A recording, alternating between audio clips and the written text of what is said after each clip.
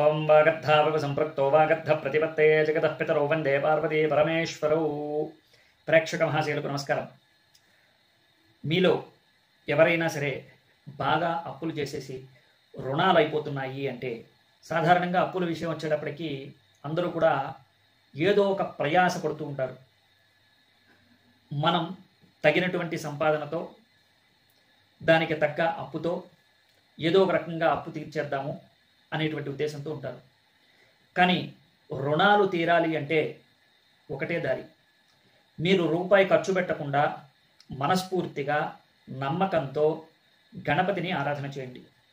రుణ విమోచక గణపతి మంత్రం అని ఉంది. అది ఎక్కడ పడితే అక్కడ పుస్తకాల్లో చూసి చదివేకండి. కేవలం సంకటహర చతుర్థి స్తోత్రం చదవండి.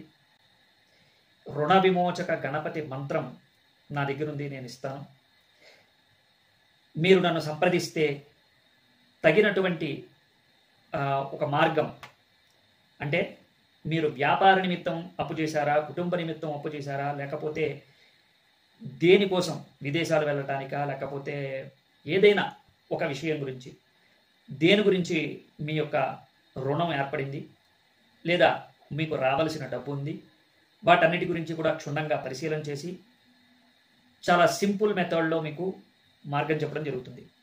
ఇప్పుడైతే సంకటహర చతుర్థి స్తోత్రాన్ని 40 రోజులు 3 పూట్ల ఖచ్చితంగా చదవండి. నమ్మకంతో చదవండి. మీకు ఖచ్చితంగా రుణం తీరిపోతే కనుక వెంటనే కాళహస్తి వెళ్ళండి.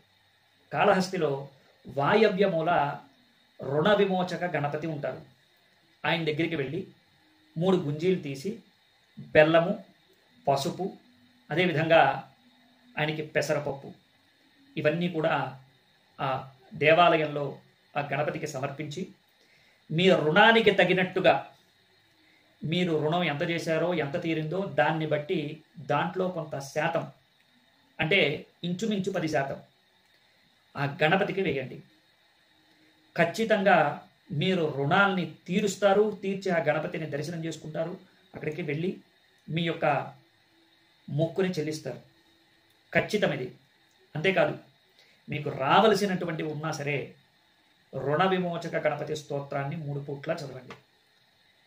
వీలైనటువంటి వాళ్ళు 20 రోజులు, వీలు చూసుకుని 40 రోజులు ఖచ్చితంగా చేయండి. మీకు రుణ విమోచన ఖచ్చితంగా అవుతుంది. ఇలాంటి సింపుల్ రెమెడీస్ కోసం మన ఛానల్ని చూస్తూ ఉండండి.